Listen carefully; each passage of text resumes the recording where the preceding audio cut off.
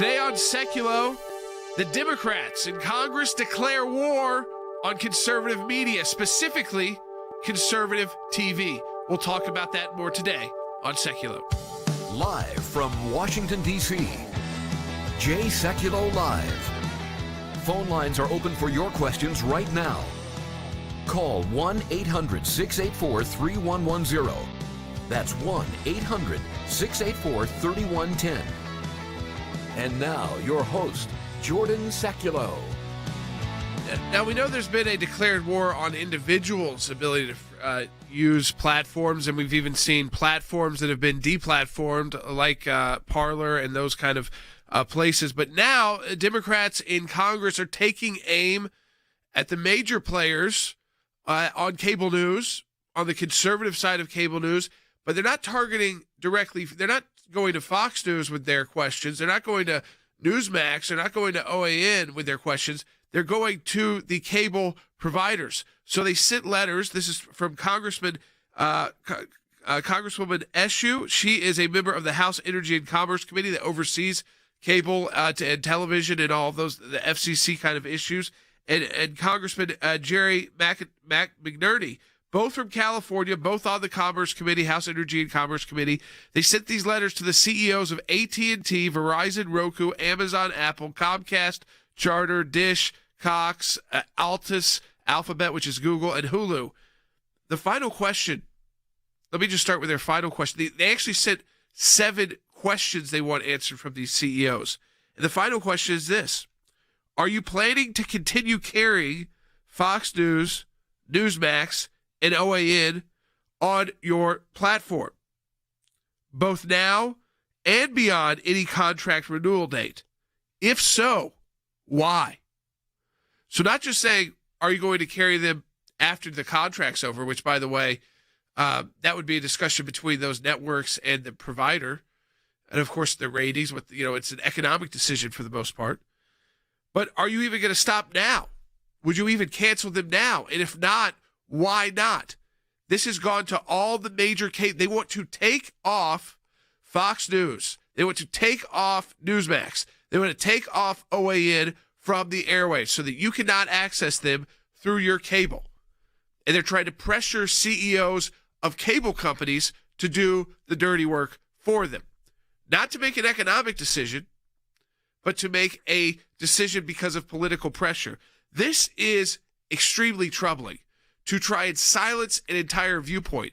By the way, there's a lot of difference between Fox News and Newsmax and OAN.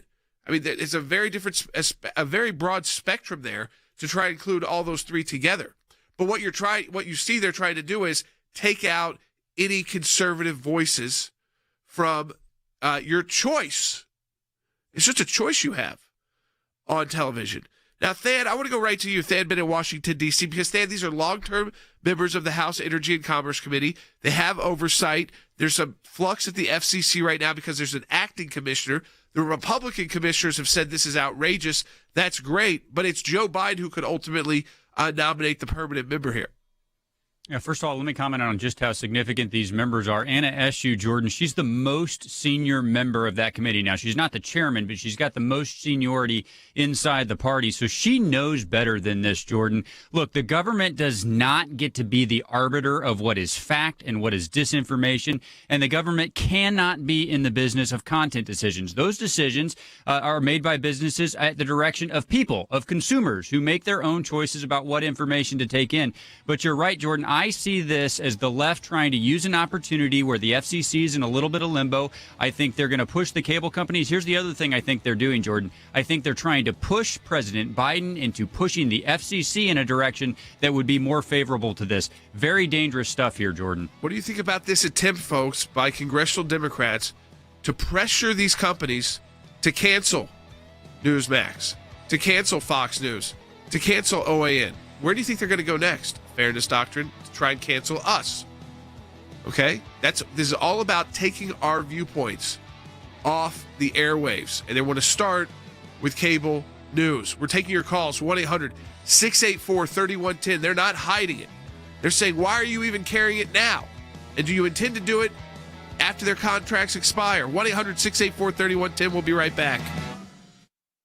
Our first lawsuit of 2021 will be filed by the American Center for Law and Justice. It is involving a serious concern, and that is the infiltration by the Chinese national into Eric Swalwell's office. The woman in question was known as Christine Fong. She was working for the Communist Party of China. The FOIA lawsuit is going to focus on what the executive branch knew, the FBI, the State Department, ODNI, NSA, and others. It's not just Eric Swalwell here. We want to know what the government knew about this and how they were dealing with it or not dealing with it. The fact that he and Nancy Pelosi won't come clean and explain exactly what his relationship with this Chinese spy was suggests that there's some information there that they don't want to reveal. He is not telling the truth when he said that he clearly didn't do anything wrong. We did make the formal request for documents, as you're supposed to do, of course.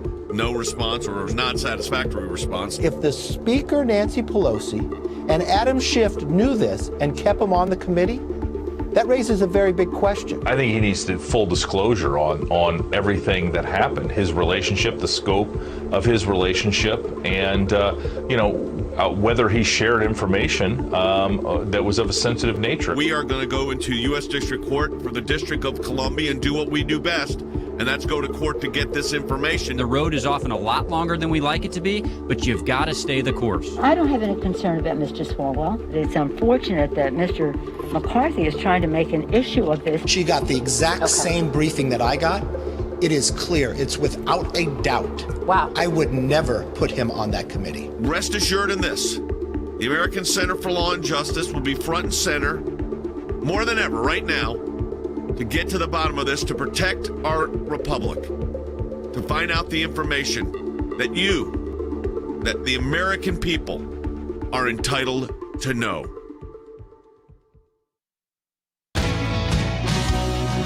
All right, folks, I've got all the letters right here to the various cable company CEOs. So, when you're talking about AT&T, you're also talking about DirecTV. So all the letters are the same, but let me kind of read to you from one. This is how it starts, from these two members of Congress, including the most senior member of the House Energy and Commerce Committee, both Democrats. This is to the AT&T and DirecTV CEO. Our country's public discourse is plagued by misinformation, disinformation, conspiracy theories, and lies.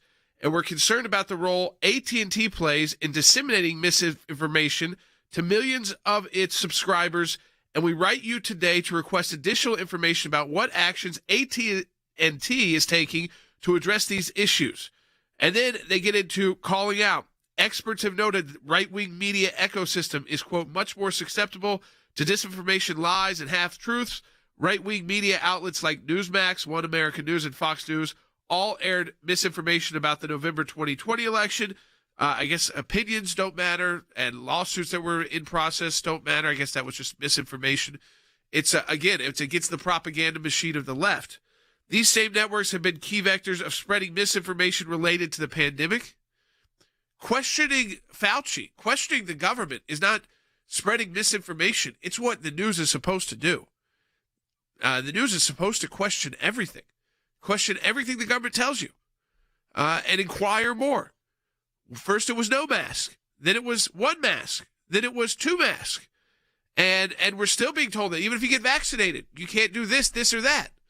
And I think that again, when you look at, why would you not ask questions about that? Why would you not want to inquire more? And I'm not someone that's against masks. I'm just saying that the idea is that things keep changing. Why? Why shouldn't we get more information about that? Do we really need to keep things shut down? Why, in states that places are most shut down, like California, are the numbers still some of the worst when it comes to COVID? Shouldn't we figure out that instead of just blindly accepting anything from the government, whether it's Republican-led or Democratic-led? It's not misinformation. It's not, it's not plagued disinformation or conspiracy theories to question the government. And especially when you're in the midst of a pandemic and the government's changing its position throughout. Strong positions that change throughout the entire pandemic. So that's where it starts. But the questions, they have got specific questions. I want to go to Andy, and then we're going to go through some of these. But Andy, they have gone to Andy Economo, senior attorney with the ACLJ. They have gone to all of these cable providers with 7 questions. The 7th being basically, why haven't you already canceled them, and will you once their contract is up. But they have these other questions. They want responses by March 8th, not very far away. This is not going to get a lot of coverage, obviously, on CNN and MSNBC because they would love for these networks to be out of the way and not have to compete with. But this is, again, when you go through the questions alone, the fact that they are trying to infringe on the business, which is what these are, business and economic relationships of these cable providers and these television networks. Jordan, this is an appalling and scary prospect. You've got 2 congresspeople signed on to, along with 25 Democrats who supported what they did, who are asking these providers, and I read the AT&T letter, which, as you indicated, is just one of many the same sort of contents. But the thing that was terrifying, and it ought to be terrifying to anybody who reads it, is the questions that they were putting to these providers, these carriers and these services. You tell me what you're going to do about this. You tell me why you're going to keep this kind of speech on. How long are you going to play this particular program? How long are you going to tolerate this kind of speech? This just sounds like the kind of propaganda control that has been throughout history, problematic and scary. To read that letter from 2 congresspeople to AT&T and then went to the other providers as well ought to scare you to death, because it is open war on the conservative right. Some of the worst misinformation, and again, I'm not trying to take CNN off the air, but they finally came around and they changed their policy, but they were allowing Chris Cuomo to interview his brother, Governor Cuomo, and joking about COVID, talking about his leadership books, while he's got a major scandal that we all knew was happening with the nursing homes. And finally it came to a head when they admitted that they were actually not giving the full reports, not telling the full story on the numbers of people who died in nursing homes because of COVID, or how many COVID positive patients they were putting back into nursing homes. That's finally come to light. But, I mean, isn't that misinformation for the people in New York? But CNN is not listed here. They're not on here. Their attacks on conservatives don't matter. Their attacks, and I'm not talking about just what happened on January 6th, but that's where this letter tries to build off of. So it starts with, I'll read question 1, then we'll take callers, because there's 7 questions here that they want the cable providers to answer. 1, what moral or ethical principles, including those related to journalistic integrity, violence, medical information, and public health, do you apply in deciding which channels to carry or when to take adverse actions against a channel? I want to take calls on this, but Than, that is so absurd with the garbage that you can find on cable. I mean, I'm not trying to protect these cable companies and say they're all great and wonderful, but it's a business. And the amount of extreme violence you can find on, basic cable and on some of the subscription networks like HBO and others, I mean, it's extreme violence. They talk about violence here. They're talking about cable news, which, again, it's a news broadcast. It is not a television show with violence, sex, and drugs.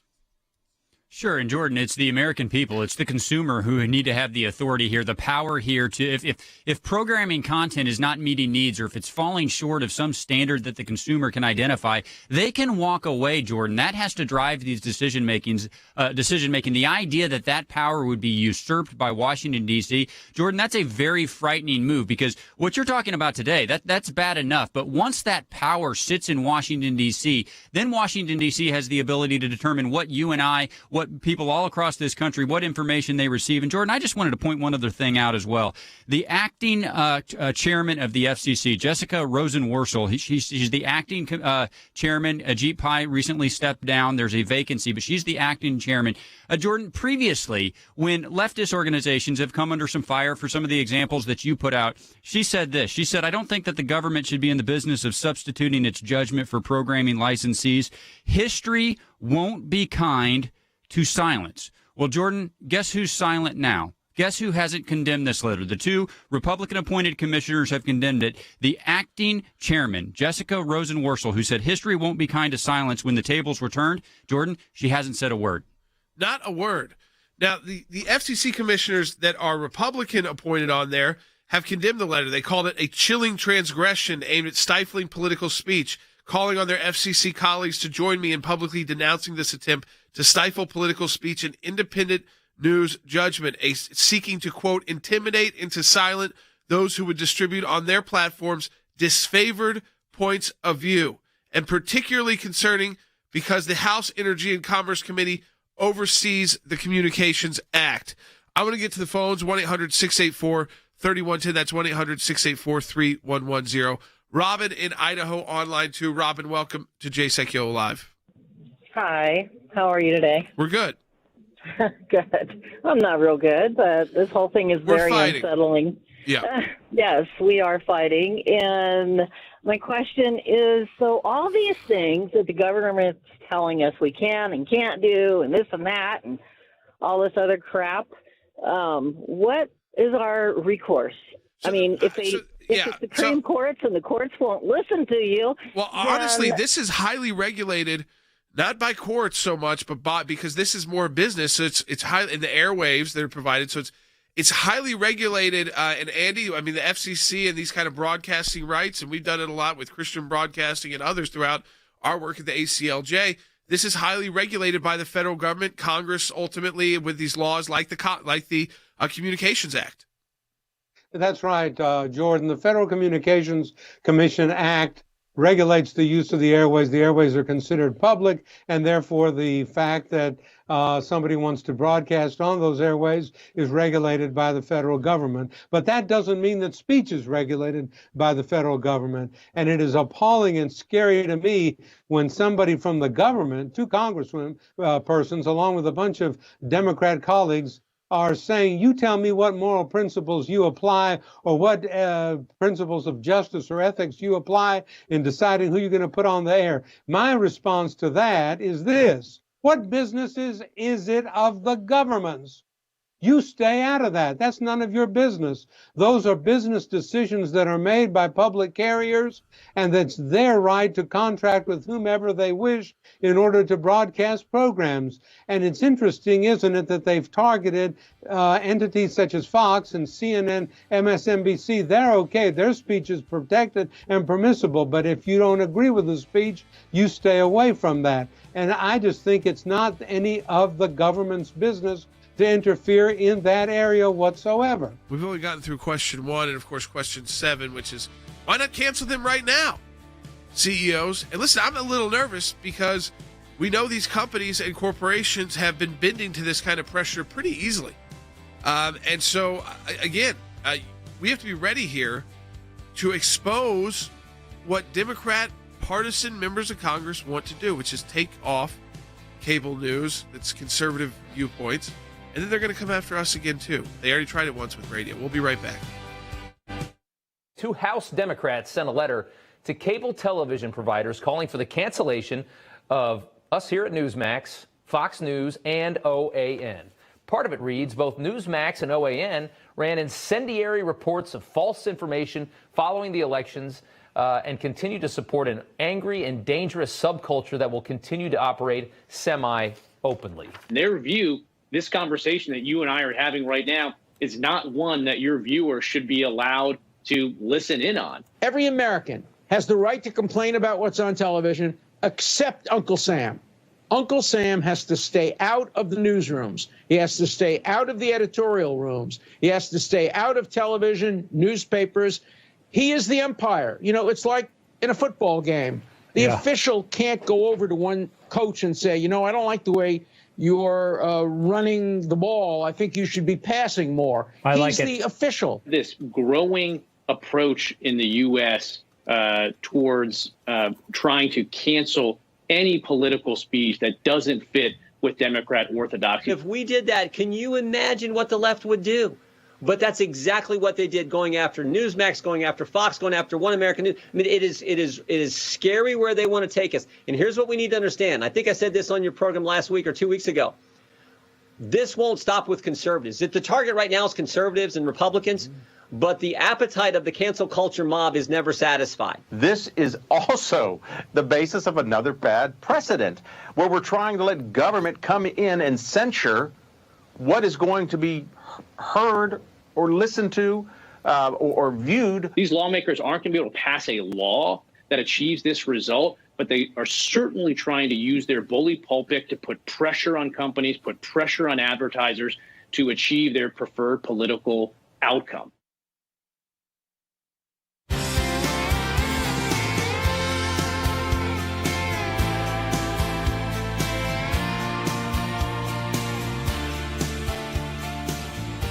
welcome back to Sekulow. We are taking your phone call. So here's what we've got. You've got these 2 Democrat members of Congress. They've sent this letter to 14. Is it 14 different cable providers? I think it's something. It's basically every cable provider, even some of the ones that are kind of like Hulu, like the on-demand services, Alphabet through Google. When it's AT&T, that also involves DirecTV, Charter, which it's got some different names, Comcast, which also goes under like Xfinity, depending on where you are. But here's their second question they are asking these CEOs and companies to answer by March 8th. Do you require through contracts or otherwise that the channels you carry abide by any content guidelines? If so, please provide a copy of the guidance. They have to abide by the law. And the law actually sets out what can be. Now, the news can show bad things that are happening. They usually warn people actually before, because if children are in the room, they usually do. If there's some kind of breaking news, there's been an accident or some horrific event. But they're allowed to report on those things that are newsworthy. If a plane issue, like we saw again last weekend, or if it's over the weekend, or if it's Tiger Woods and the car crash and the scenes from that. And again, we pray for his speedy recovery. Glad he survived that with serious injuries. But I mean, just as an example, they all went to that yesterday, like full time. But they do have to abide by certain rules. There are things they can do during the day that they can't do at night. And they can do different things at night, and it can be a little bit more geared towards adults and not have to worry as much about children watching. And it's different if you're a broadcaster versus a cable outlet versus something like HBO that you've got to pay extra for. So, I mean, there's all these rules already in place. So they know the guidelines for these networks already. Congress set them. Right, and those guidelines have to apply across the board when it comes to graphic material or material not suitable for children. It has to apply across the board, not just to the cable network providers that are mentioned in this letter. But here's the truth, Jordan. It's not that type of content that these congresswomen are going for. They might use that as the guide. They're actually going for viewpoint content that they disagree with. So it's not something that might be offensive to children. It's an idea or a perspective or a worldview that might not match with theirs. And Jordan, the federal government, by very definition of the way we set up our country, is not entitled to engage in that kind of viewpoint filtering. We're rooted in a system where, ideas that I viscerally disagree with, ideas that you strongly disagree with, those are free to be put out in the public sphere, and you have to compete in the marketplace of ideas. So this idea that these 2 members of Congress have now flipped that on their head and say that they believe that these providers should only put out viewpoints that they agree with, Jordan, that's what they're targeting. They're not trying to protect your children from graphic content. They're trying to protect their children from ideas that they disagree with. The reason why, like, a Newsmax is on, along with the Fox News, along with the MSNBC, CNN in the middle, and then you got the OANs of the world too, is because there is a market for it. And some of those networks like Newsmax and OAN are not as widely available as a Fox News, depending on where you live and who your cable provider is. Sometimes you have to add it on as a bonus, different kind of package, or it's not included in base packages or business packages. But we have a very interesting question coming in through Facebook, and it's, I don't have cable, but are they targeting streaming apps? They are. Amazon, Apple, and Hulu, and Alphabet, which is Google, are all received this letter. Netflix, I guess, did not, but they don't carry live television, so they don't carry cable news. Those others do. And by the way, like, when you talk about a company like AT&T, they have DirecTV, they have Universe in that as well. So the App Store in Apple, which does have all of course, these different news outlets that are available to you streaming live, some which are not even on cable, that are not maybe under the FCC's regulatory reach. But again, let's go to question number 3. Andy, this one is really interesting. How many of your subscribers tuned in to Fox News, Newsmax, OAN? This is, again, the letter to AT&T, but it went to all of them. For each of the 4 weeks preceding the November 3rd elections and the January 6, 2021 attack on the U.S. Capitol, please specify the number of subscribers that tuned in to each channel. That is chilling. I mean, that tells you all you need to know, Jordan. That tells it all in a nutshell. I want the numbers. I want the lists. I want the numbers of people who tuned in to these conservative stations. I want to know how many people watch them. I want to be able to gauge and to follow that and to pursue that and to see exactly how many people from the conservative side looked at those kinds of programs and followed those kinds of programs. That should scare us to death. Those are the kinds of Schindler's Lists that we read about in Nazi Germany. Those are the kinds of things that we read about in Central Europe in the days preceding and following the outbreak of the Second World War. I don't want to be on any list, and I don't want anyone to give any numbers that I may be a part of to any government agency. It's none of the government's business. I mean, the idea here, and the second question goes back to the fourth question goes, what steps did you take prior to, on, and following the November 3rd elections and the January 6th attacks to monitor, respond to, and reduce the spread of disinformation, including encouragement or incitement of violence? Where was that on any of these channels? Incitement of violence. Because, by the way, law enforcement would then be involved, and they would be violating FCC rules. It wouldn't have to be that a cable company had to do anything. It would be that the government could actually step in if you were inciting violence on your network. By channels your company disseminates to millions of Americans. Describe each step that you took and when it was taken. I mean, Than, they should not respond to this. Now, if they were gutsy, if they were the big corporate companies that they are, they would not even respond to these two members of Congress. But I get nervous because I know who's running these companies and the kind of pressure they're under from progressives. The pressure is going to be immense, Jordan. I would say a couple of things. First of all, coverage of the post-election challenges would have been central to give people on both sides of that issue confidence that we were actually getting to the bottom line truth. So not covering it is what would have been the most dangerous. But look, in response to both of these questions, especially the one about how many subscribers do you have and are you going to turn over any information, Jordan, if there's a response, that response should be conclusively and emphatically, that is none of your business. Andy is absolutely correct. And look, we've got experience in this. This is what the IRS did to Tea Party conservative groups. They gathered information about them, and then they targeted them to silence them. So look, the pressure to respond, the pressure to acquiesce is going to be immense, but they must either ignore it and refuse to respond, or they must decisively say that information is none of your business and we won't provide it to you. I mean, I think I believe that they're holding hearings on this as well. Is that? Let's check this out, Will. I think the subcommittees might be holding hearings on this. Let me go to the phones. We'll go to the phones when we get back, and I'll get Andy's thoughts on the next question that they've got. Question number 5. But you understand they want to be monitoring Americans. They want to monitor where you're watching, what you're doing. By the way, most of these companies are happy to put out their ratings.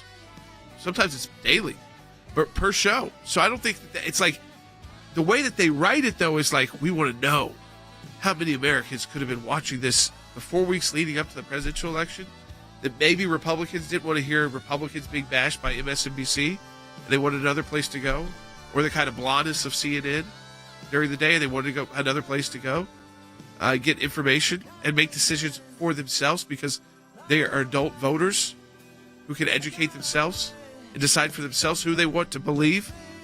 This is what is an unbelievable attack, and get worried because of who's leading these companies and what they've already done.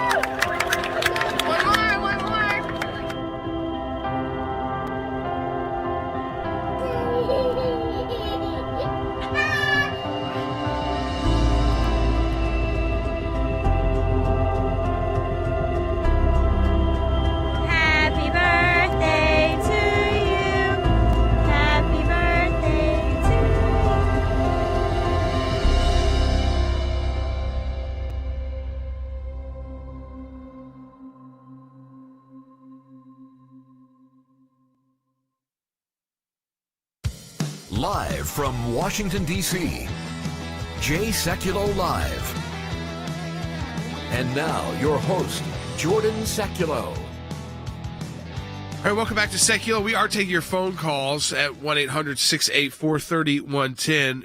Here's the next question from Congresswoman Eshoo and Congressman McNerney, both members of the House Energy and Commerce Committee, both from California, surprise, surprise, both Democrats. This went to all these different cable providers, all of them, AT&T, Verizon, Roku, Amazon, so the streamers as well, Apple, Comcast, Charter, Dish, Cox, Alphabet, Altus, Hulu. So if you get your TV through the different non-cable outlets, so like through the services like Roku, or through the services like Hulu, or through places like Alphabet and others, Amazon, this is not exempt, those. And the next question is, have you taken any adverse actions against a channel? And here's their focus, including Fox News, Newsmax, and OAN, for using your platform to disseminate disinformation related directly or indirectly to the November 3rd elections, the January 6th Capitol insurrection, or COVID-19 misinformation? If yes, please provide each action, when it was taken, and the parties involved. Now, I have no idea if any of these providers have done anything. I don't know what's in their individual contracts with these networks. But what you do know is that the reason that they're on is because there is a market for it. And the networks have to be able to afford it. The cable provider has to have enough viewers of it. If you look at cable now and the amount of channels, the amount of choices, because they're having to compete with the streaming services that have like these unlimited channels and everything on demand. I mean, you've got something for everybody, plus everybody else and everybody else. I mean, there's so many choices, but they are fixated, Andy, on getting rid, canceling Fox News, Newsmax, and OAN. There's no doubt about that. I mean, that is so very obvious from the question, because if you read the question, it assumes the answer. Have you taken adverse action against these providers or these entities that have provided misinformation? That basically says, I assume they have provided misinformation. We, the Congress people, assume that they have provided misinformation, and we want to know what you have done, if anything, to come against them for the misinformation that they provided. This reminds me of the IRS scandal that we had just a few years ago, in which they were targeting at the IRS conservative organizations, exempt organizations, because of the content of what we were doing in the exempt organization business for conservatives and on behalf of conservatives. So now these Congress people are doing the very same thing. They're simply targeting the content-based speech of traditionalists and conservatives,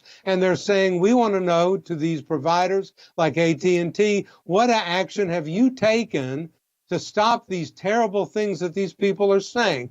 Well, I hope, as Stan mentioned, that these companies that receive these letters have the spine and the guts to say, I'm not answering any of these questions. I live in the United States, and I don't have to answer this kind of stuff. There's the First Amendment, and there's the free exercise of business and the right to contract, and this is not anything that the Congress of the United States should be interfering in. I want to go to the phone. Suzanne in South Carolina on line 6. Suzanne, welcome to Sekulow. You're on the air. Thank you. Thank you. Thank you for all that you do, first and foremost. But I want to bring to mind, I got a call last night from Truths That Transform. It's Dr. James Kennedy program that I watch on Sundays, and I've noticed last 2 Sundays it's not being aired.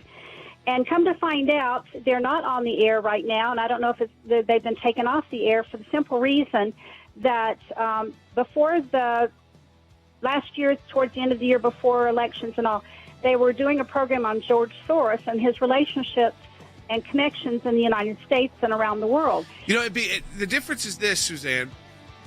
The network can decide its content. I don't want networks to be forced to do that. That'd be like fairness doctrine. I don't want them to be forced to carry or not carry anything. But it's whether a cable company put pressure on that network to take it down. And Joining us now to talk about foreign policy now and in the future, the Secretary of State of the United States, Mike Pompeo. This is a different day and age, a different United States of America foreign policy. Well, Mike Pompeo said the policies of the previous administration really brought havoc to the region. Joining me right now with his reaction and the state of affairs right now between the U.S. and China is U.S. Secretary of State Mike Pompeo. China's entry into Iran will destabilize the Middle East. It'll put Israel at risk. What we've attempted to do is make clear to China, if you want to participate on the world stage, you can't engage in behavior like this. Secretary of State Mike Pompeo is urging Turkey to release detained American pastor Andrew Brunson. This morning, Pastor Andrew Brunson, who was imprisoned in Turkey for nearly 2 years, has been let out of jail. The ACLJ was at the very center of making the world aware of the plight of Pastor Brunson. They raised awareness of this, and then the administration took this very seriously. In my time in service, both as CI Director and as Secretary of State, I watched the good work that the ACLJ was doing here in the States and all across the world. This is a moment in the history of the American Center for Law and Justice. Secretary Pompeo has had an incredible career already, serving in Congress, was the director of the CIA, and of course, most recently, the Secretary of State for the United States of America. The work that we do with this current administration will save lives and protect America and keep us free and safe and strong. Well, I'm very happy to announce that former Secretary of State Mike Pompeo is now a senior counsel for global affairs for the American Center for Law and Justice. The ACLJ today is needed now more than ever, and it's why I am so thrilled to be a part of this really important organization.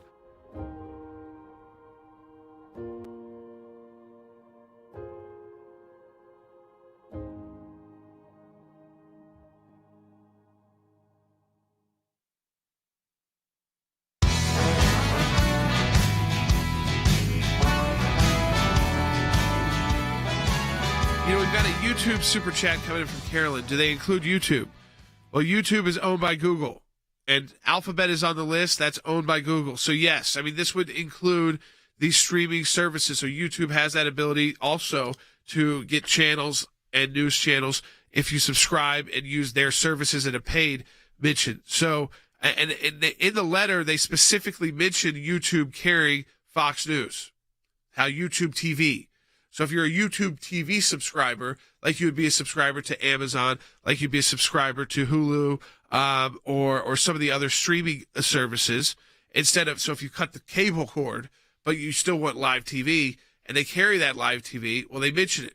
So yes, YouTube directly targeted. And it's specifically about Fox News, Newsmax, and OAN. They want, again, this scares me because it brings back the days of the fairness doctrine. And it ends with, are you planning, the final question, are you planning to continue carrying Fox News, Newsmax, and OAN now and beyond any contract renewal date? So are you going to cancel them now, or at least cancel them when your contract's over? If so, why? Maybe because they're highly rated. Newsmax is growing by numbers. It's good for business. People, obviously, there's a demand for Newsmax. Fox News is one of the highest rated throughout history of the last decade or more cable news broadcast. And just because you don't like the viewpoint, and you're trying to put on them that they were somehow inciting violence, if they were, they would be in trouble for it. But they can report the news on the violence. They can have people come in and say, well, who were the people that were carrying out the violence? Were they actually directly related to Donald Trump? Were they other people? I mean, that's what the impeachment was about. You were able to hear both sides. President Trump was acquitted. I mean, they both carried that. You obviously can have a debate and a discussion, and people took different positions. That's America. But these two members of Congress, I guarantee you, they're not doing this in a vacuum. And I want to go to Than Bennett on this before I go to the rest of the group and your phone calls. And folks, we had a little Facebook glitch earlier, just technical. So share this with your friends and family. If you're watching on Facebook, if you're watching on YouTube, and if you're watching on places like Periscope, share this now with your friends and family. But Than, these two members wouldn't be doing this in a vacuum because it's so egregious. This is a declaration of war. No question about it, Jordan. They're doing it right now because there's momentum behind this. There's momentum behind suppressing speech and certain ideas. And look, just briefly, my response to this question would be the same. It would be none of your business. Now cease and desist. And that would be the end of it. But Jordan, let me circle back to something that you mentioned just a second ago. This is about blocking ideas from being presented to the American people. Not all ideas, just certain ideas that these two congresswomen disagree with. And let me just be very clear with our listeners. We have a very long track record on this organization, and on this broadcast of opposing ideas like the fairness doctrine. Jordan, we don't think that we have a right to get equal time if a listener has been presented with an idea we disagree with. We firmly believe that we've got to go out into that marketplace of ideas and compete and convince our listeners and argue on merit and argue on the law and actually win people over. It's not the force of government that makes people listen to us. It's the ideas that we present and the intellectual backing that we have. This is exactly the opposite. But Jordan, it does set up this juxtaposition. We believe that viewers and listeners and ultimately individuals should decide. But when this power gets centralized in Washington, D.C., increasingly, and to one of the callers' last point, it's not just on the left, although it's mostly on the left, but when that power consolidates in Washington, D.C., then it's Washington, D.C. who decides, and it's the listener who loses out.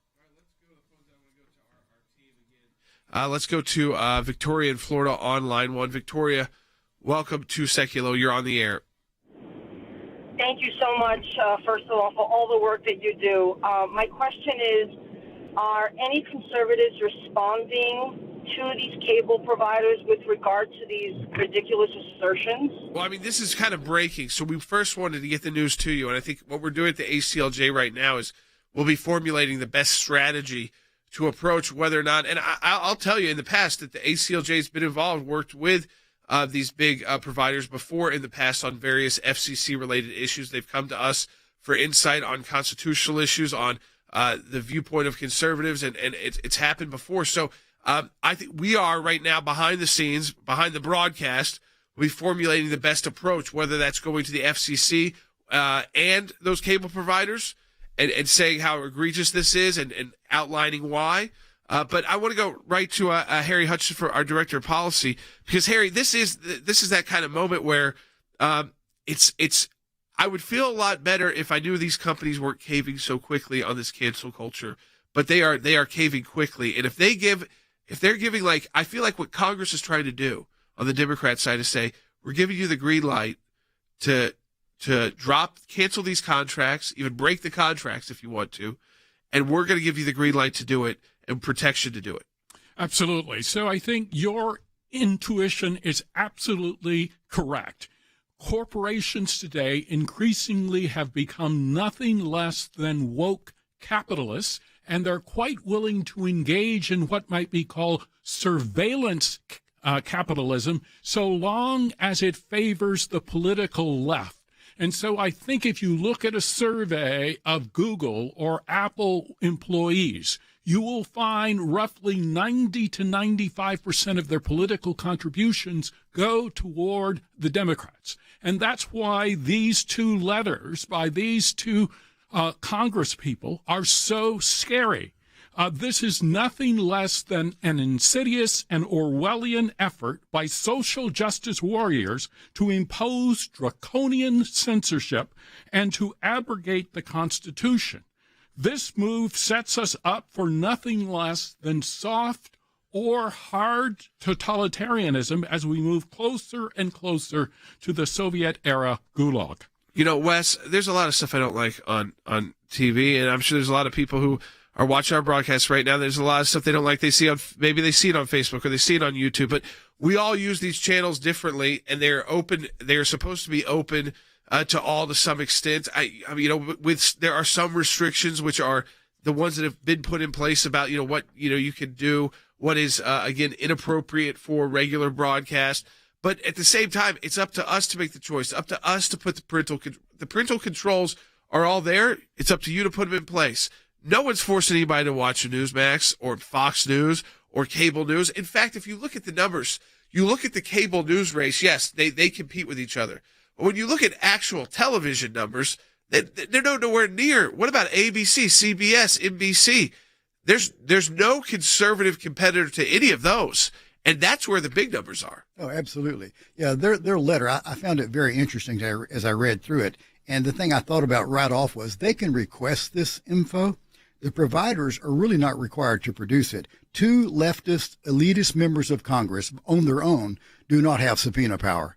They're making a statement, and as you indicated, and Harry did too, it's scary because of how so many large corporations are folding to this kind of bullying and threat. But the letter itself was bullying both in tone and in content, and I found it interesting because I make my living with words. They implied in this letter an authority they do not actually possess. They don't have that authority, and yet it also exhibits a woeful lack not only of the Constitution, which guarantees freedom of the press as well as freedom of speech, but it's a woeful lack of knowledge or lack of caring about how the United States of America is different than, for example, the People's Republic of China, where they do control the media in this way. We are Americans. This is not who we are.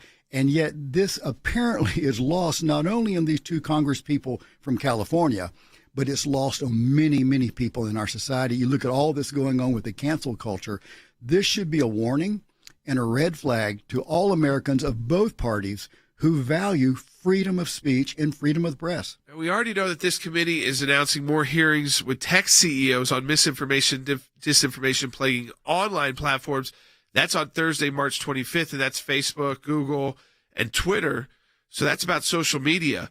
But I mean, this is all kind of coming together. If we could shut you down on social media, if we could shut you down on cable, if we could shut down your voices, maybe bring back the fairness doctrine for radio. You know, when Rush Limbaugh passed away, and in the articles, if you read, the reason Rush went from being a well-known local radio show host to a national host, why are there broadcasts like ours that are national and around the country, is because the fairness doctrine was ended. There would have been no Rush Limbaugh. There would be no Sekulow radio broadcast like the way you have it, where it's in all these different states and cities, and they don't have to balance it with a show that's the opposing view on a Christian or conservative outlet that no one wants to listen to.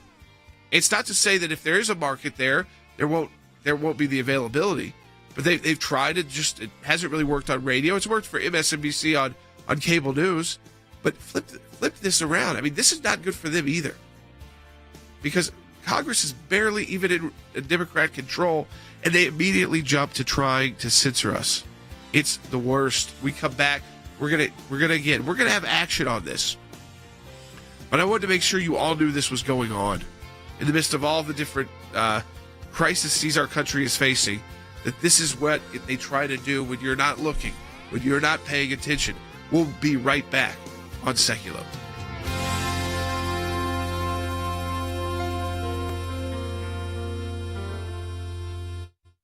The Senate committee questioned former Congressman and California Attorney General Javier Becerra on his nomination to lead HHS. It's actually the largest single entity in the federal government, and it is a tough entity to manage. Will you commit to not using taxpayer money to fund abortions and abortion providers? We probably will not agree on all the issues. I can say to you that we will definitely follow the law when it comes to the use of federal resources. Not really the particular answer I was looking for. Not every secretary of HHS needs to be a medical doctor or needs to be an expert in epidemiology, but when you're in the middle of a pandemic, you might want to see some medical credentials besides going after David Daleiden, going after the people who exposed Planned Parenthood, going after the Little Sisters of the Poor. Alexander DeSantis from National Review Online says this, has no healthcare experience, used his AG position to punish pro-life and religious Californians, voted against bans on partial birth and sex-selective abortion, opposes conscience rights for medical workers, supports forcing nuns to fund abortion-inducing drugs. Earlier this week, more than 100 conservatives sent a memo to Republican members of Congress calling Becerra an extremist.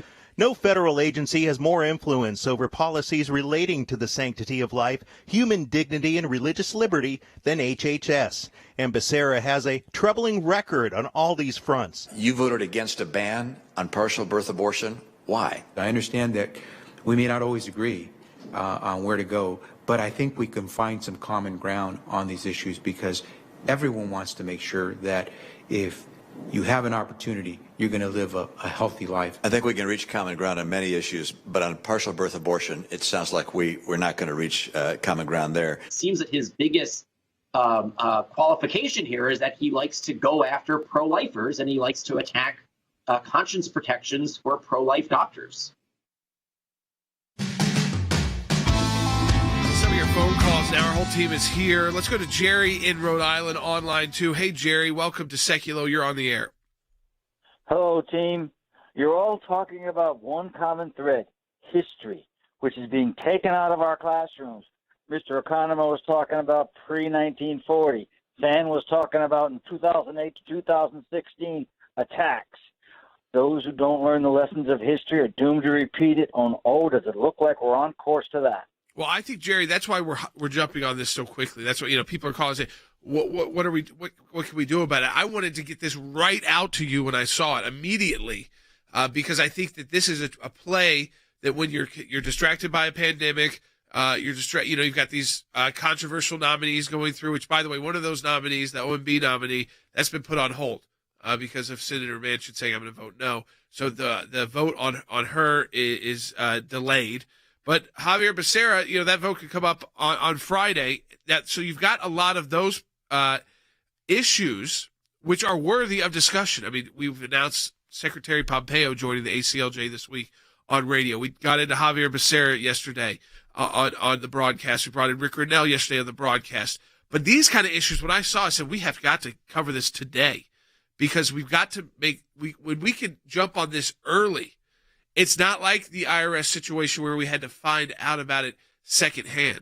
Now, the difference between the IRS situation is that who they targeted, who they went to target were conservative groups who wanted to fight back.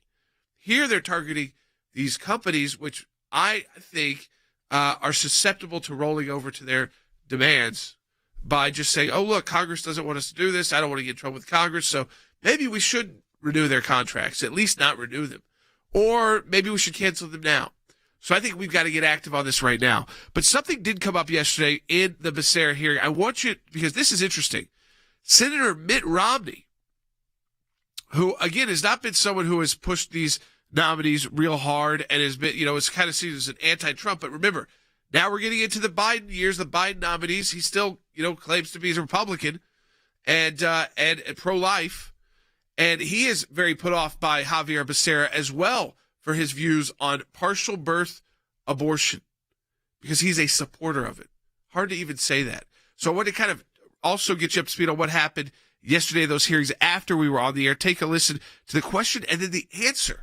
The question comes from Mitt Romney. The answer by Javier Becerra, not even really answering it at all. There's a division in our country with regards to the issue of abortion, of course, as you know, and mainstream Republicans or Democrats disagree. But most people agree that partial birth abortion is awful. You voted against a ban on partial birth abortion. Why?